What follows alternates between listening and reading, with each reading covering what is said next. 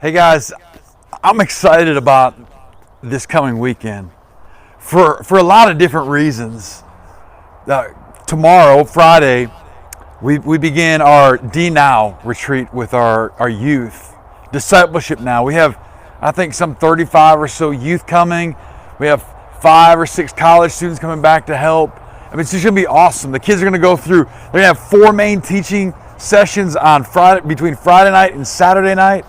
They're going to follow up each one of those sessions with small groups. We're going to be able to dig deeper into those things. And we have a theme this year, like we always do. And the theme this year is being followers of Christ, having an authentic relationship with Him. And honestly, that's kind of one of the overarching hopes and desires, like themes, if you will, of our church. Like we have a mission statement that we've had from the beginning. That we exist to see souls saved and lives changed. An idea of people coming to know Jesus as their Lord and Savior, but then taking steps going forward of following Him, of seeing those lives changed. In our church world, we kind of use the word discipleship.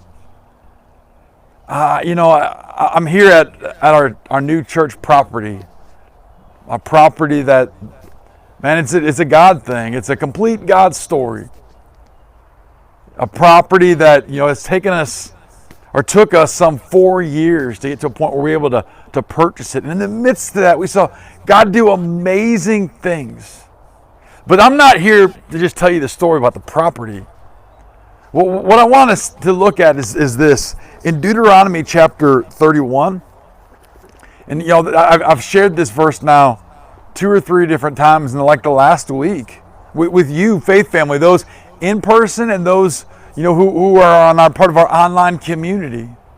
Deuteronomy chapter 31, verse 8, and here to set the scene, Joshua has taken the reins from Moses, right? Moses, who the Lord used to deliver the Hebrews out of Egypt, right? Moses, the one who God brought before Pharaoh, who through God's working brought the 10 plagues. Moses, who again through the power of God, God parted the Red Sea. Like Moses, who was used in amazing ways, right? Moses, who had led the children of Israel throughout the wilderness for some 40 years. But Moses is handing the reins off to the next leader, and that was Joshua. Those are huge shoes to fill. But beyond just having to fill the shoes of Moses, like Joshua's got to get the children of Israel into the promised land, and they're going to have to go through a lot of hardship, and they're going to face a lot of tension, and things don't appear to be simple or easy. It's going to be difficult. But God gives them this promise, and I love this in Deuteronomy chapter 31. One of those famous kind of statements there that are on signs or pictures in homes or on coffee cups or whatever. But Moses says to Joshua, verse 7, he says, "Be strong and courageous, for you shall go with this people into the land that the Lord has sworn to their fathers." So Moses, again, is trying to encourage Joshua, hey, be strong, be courageous, right? But here's what I love. Verse 8 is Moses reminds Joshua of something very, very important, right? He says this, "It is the Lord who goes before you. He will be with you. He will not leave you or forsake you. Do not fear or be dismayed." Listen, we're talking about becoming followers of Christ.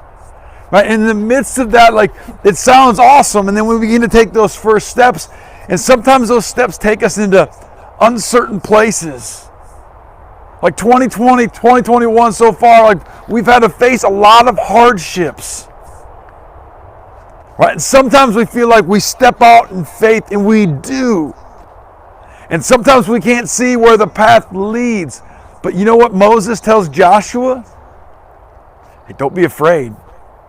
First and foremost, Because God goes before you. The Lord goes before you. The Lord is clearing the path.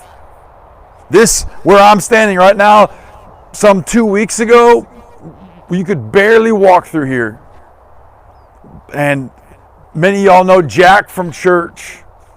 Jack had one of his guys come up here and cleared this path, had a tractor up here, cleared this path so we can easily walk through a portion of our property. He cleared a path, went before us, kind of preparing that way. And y'all, this is what Moses says to Joshua, that as you follow him, we can rest in the certainty that Jesus, that God the Lord is going before us. He is clearing that path. And even when we find those difficulties, because even in this path, we have to be careful. There's places where you can trip and fall and stumble. There's some low-hanging limbs here or there. But listen, here's the deal. What Moses says is that the Lord is clearing a path before you, but also he'll never leave us. He'll never forsake us. So I want you this weekend, those of you, Faith Family, I want you to be praying for our youth who are about to go through that weekend, the D-Now weekend, Friday night, all day Saturday, coming to church on Sunday. I want you to pray for those kids. I want you to pray that the Lord works in their hearts. I want you to pray for the college students who are coming to help, that God uses them in a great way, but that God also lights a fire within them. The adults and those leaders are going to be there. Pray for all of us in the midst of that. Come Sunday. If you're able to come to church on Sunday. We have a youth worship team leading worship this Sunday. We're going to pause a bit on our study of Matthew, but we're going to talk again about being followers of Christ. Followers of Christ. So I want to encourage you. Show up Sunday. Be praying for our youth. And let's become true, authentic followers of Jesus Christ.